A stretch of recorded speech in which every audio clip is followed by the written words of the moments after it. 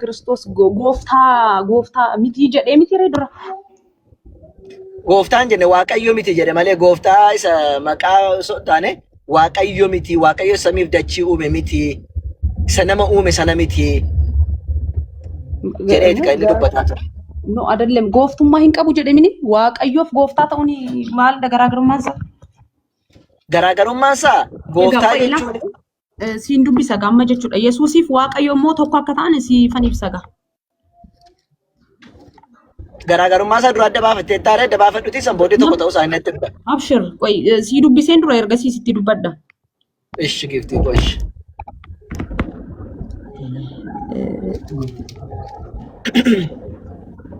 Yohaannis wangeela Yohaannis boqonnaa shandir baafachuu dandeetta. Ayyee. Siin dubbisa. Yesuus itti Kudhan yoo shanirra. Shan wangeela Yohaannis boqonnaa shan. Kudhan soddomarra. Kudhan soddomarra. Kudhan soddomarra shan miti kudhan soddomarra. No shan. Lakkii kudhan soddoma shanirra hin jiru.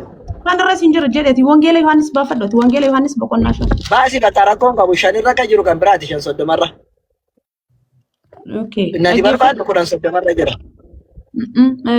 Yesuus itti fufee dhuguman egaa gidduutti hin galiin hamma dubbiseeftutti ishii. Ishi. Yesuus itti fufee dhuguman isinitti himaa ilmi ofuma isaatii homaa gochuu hin danda'u. Isa abbaan isa hojjetu ilaalee in hojjeta. Isuma abbaan hojjetu ilmis immoo akkuma kanaatti in hojjeta. Abbaan ilma in jaallata. Abbaan ilma in jaallata. Ofii isaatii kan hojjetu hundumaa ilmatti in agarsiisa. Isin akka dinqiifattaniif inni hojii kanarra caalu iyyuu isatti agarsiisuudhaaf jedha. Abbaan warra du'an kaasee akkuma isaan jiraachisu ilmis immoo warra barbaadu in jiraachisa. Abbaan ofii isaatii homaattuu hin faradu. Firdii hundumaa harka ilma isaatti kenneera malee. Ilmi isaa eenyu Yesuus Kiristoos ማለት ነው. Abbaan ofii isaatii homaattuu hin faradu. Firdii hundumaa harka ilma isaatti kenneera malee. Hundinuu abbaadhaaf ulfina akkuma kennutti ilmaafis ulfina haa kennan.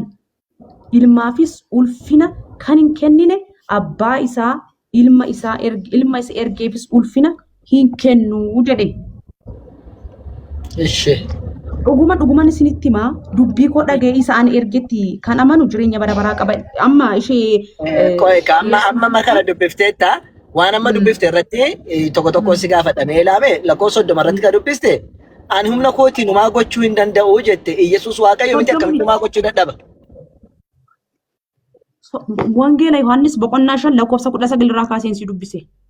Ishi 19 irraa deemne ishi 19 irraa yoo deemne 19 irratti ilma ofii isaatii humaa gochuudhaa hin danda'u jedha.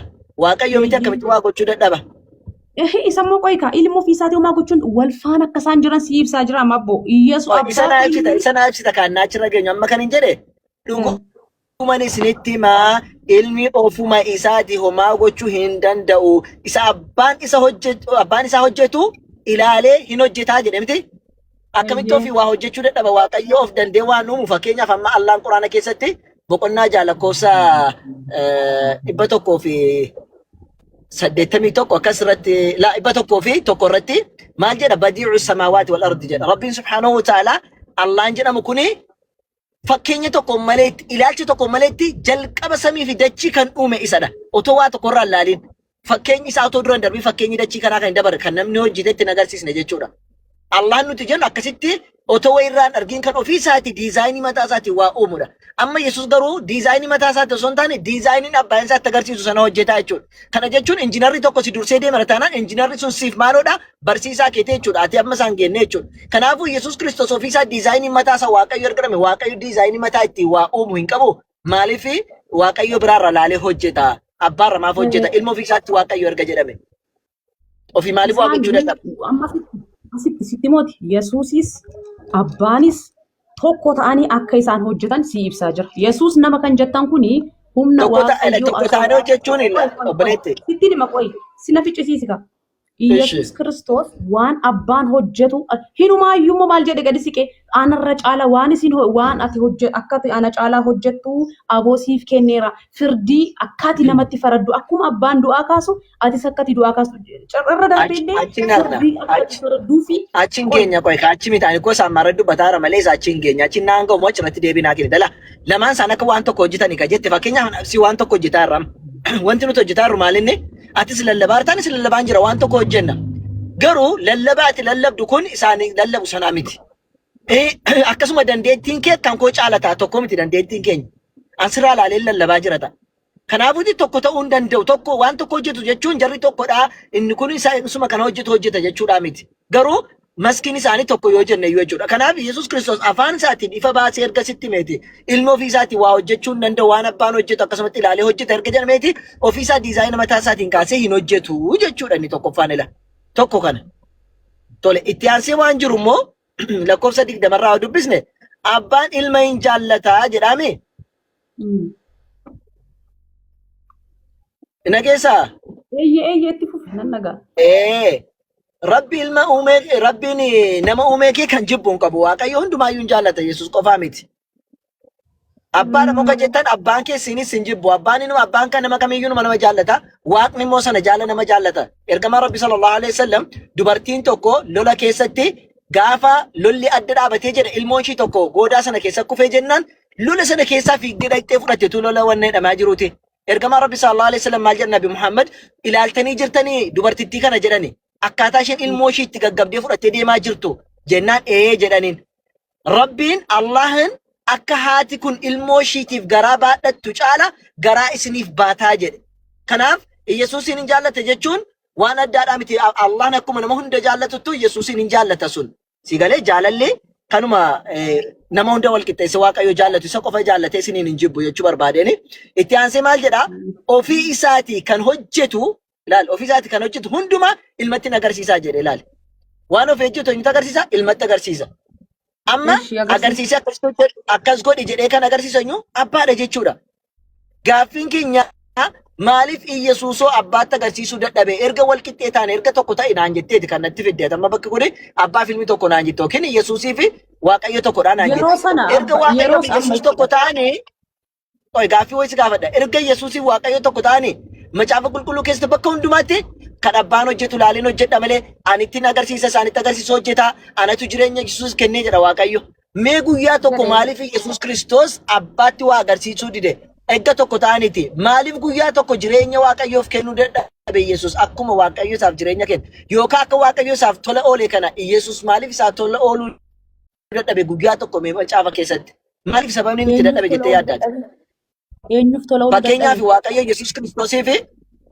Yesuus Kiristoosiif lubbuu kenne jireenya kenneef jireenya hin qabu ture Yesuus Kiristoos jireenya kenneef waaqayyo jireenya qaba Yesuus Kiristoos durumayyuu waaqa bira ture abba asirratti hin dogoggorin no jireenya qabu asuma lakkoofsa 26 irratti jedha lakkoofsa 26 irratti akkasiin jedhu achumatti ofii isaa tana miti kan jedhu wangeelatu jedha lakkoofsa 26 achuma irra gabbu dubbisi abbaan ofii masaati burqaa jireenyaa akka ta'e akkuma kanatti ilma isaa immoo burqaa jireenyaa akka ta'uuf isaaf kenneen ilaali.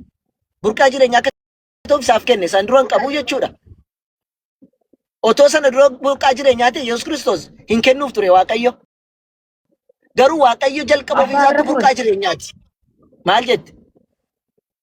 Abbaa bira ture waan ta'eef yeroo sanan turre kaala firatti burqaa jireenyaa ta'uu danda'a. Ofiisaa Yesuus Kiristoos abbaa bira ture. Ta'uu danda'a osoo hin taane abbaa bira ture yeroo sana burqaa jireenyaa qabamoo hin qabu Yesuus. Burqaa jireenyaa qabamoo hin qabu Yesuus yeroo samiirra ture. Burqaa jireenyaati Yesuus waaqayyo ani burqaa jireenyaati jedheera burqaa jireenyaa akka ta'e beekamaadha. Garuu waaqayyo abbaa jedheera waaqayyo abbaa baroofi waaqayyo abbaa ofii isaati akka jedhe ofii isaati abbaan burqaa jireenyaa akka ta'e ilmis burqaa jireenyaa akka argatuuf isaaf kenne yookaan akka ta'uuf isaaf kennee jedha. Yesuus Kiristoos jalqabumaa kaasee iyyuu burqaa jireenyaati yoo jette waaqayyo akkamitti burqaa jireenyaa akka ta'uuf isaaf kennare. Fakkeenyaaf anamma ofii koota kan sooressa ta'e obboleettiin kiyya sooressa akka taatuuf isheedhaa kenne jennaan sana dura sooressan turre jechuudha. Akka isheen sooressa taatu natu kenneef. Digalee san dura sooressan turre jechuudha. Akkuma kana Waaqayyo Yesuus Kiristoos burqaa jireenyaa akka inni ta'uuf gaafa kennuu fi san turan qabu ture jechuudha. Kanaaf Yesuus Kiristoos jalqaba burqaa jireenyaadhaan turre abbaatu kenneefi.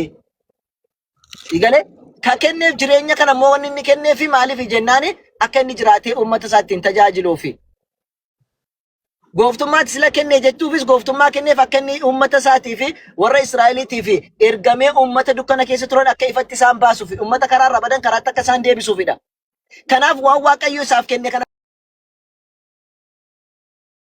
ammoo bor deebisee kennaa kana ni deebisa. Fakkeenyaaf mootummaan Abiyyi yoo aangoo naa kenne aangoo keessaa sana bor deebisee irraa fudhata maal godha gaafa paartiin isaa dhumee jedhe takkaa'uu nurraa fudhatanii warri kaanii takkaa'u immoo anumatu Abiyyitti aangoo kana kennee biraa gala jechuudha. Maaliif nam fudhadhe jalqabayyuu waan ta'eef. Kanaaf Yesuus Kiristoos gooftummaa ቆይ asirratti abbaa kiyyan dogoggoriin ilaameessa Yesuus Kiristoos bara baraan gooftaadha. Ani bara baraan gooftaadha. Gooftummaan isa bara baraan jiraata jedhamee barreeffameera. Kuni akka deebiseen galchuu Yesuus gooftummaa kana deebiseen galchuu. Hin galchu. Ayyee meeshi mee baafadhu mee Qorontos tokkoffaa boqonnaa 15:24 baasime. Karaaruma deemaan si oofaa jiraan konkolaataan na sodaadhisaniif. Tole mee baafadhu. Qorontos tokkoffaa boqonnaa 15:24 baasii dubbisime. Qorontos tokkoffaa lakkoo boqonnaa meeqa? Qorontos isa biraa boqonnaa 15. Lakkoofsa 15 jechuu keedha? Boqonnaa 15. Qorontos isa tokkoffaa yookaan Qorontos isa duraa. Qorontos isa duraa jedhe. Qorontos isa duraa 15:24. 15:24.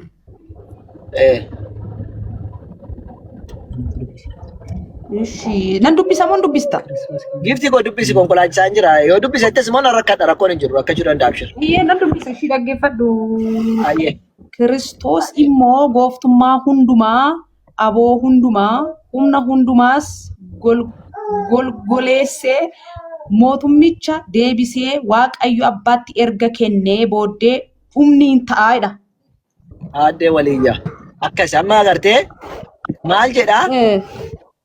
Mootummicha gooftummaa aboo hundumaa qulqulleessee erga itti kenne booddee jedha. Eenyutti abbaa isaatti erga kenne booddee maaltu ta'a? Dhumni hin ta'a jedha. Amma Yesuus Kiristoos gooftummaa kana deebisee galchee moo galchine? Asirratti kan inni akkas jedhaati yeroo wangeela dubbifattu keessaa bicha luqqisii xiqqoo maaliif akka inni akkas jechuu danda'e jalqaba irratti kaastee dubbisuu qabda. Garuu immoo inni akkas jedhee mootummaa isaa hin galchine. Maaliif waa jedhu garuu deebisee galcha moo galchu? Hin galchu. Bayyees jedheen oole afaanii na baatee obboleetti. Wangeela wannan jedhin wangeela